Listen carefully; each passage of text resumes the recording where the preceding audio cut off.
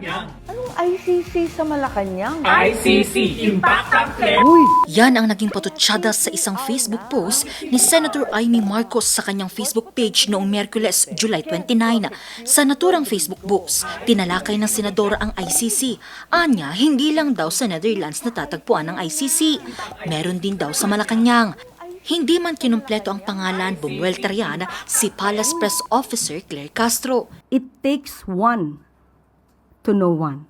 Kaya kung sila ay affected sa aking mga nababanggit dahil tayo kumakalaban sa fake news at iyan ang kanilang pananaw, isang impakta ang kumalaban sa fake news, sino ngayon ang naglalarawan ng totoong impakta?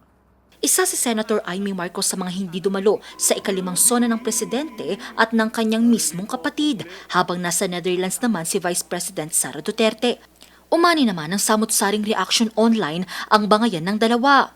Yung gumawa ng video, yung kasama sa video, yung nag-direct ng video. Yun ang masasabi nating totoong naglalarawan ng salitang yan. At huwag silang mag-alala. Ang corona ay nasa kanila, na kay Senator Amy at sa mga grupo nila. At hindi natin kayang agawin ito mula sa kanila. Anong dead on? Angel Arquero para sa Nation on the Move.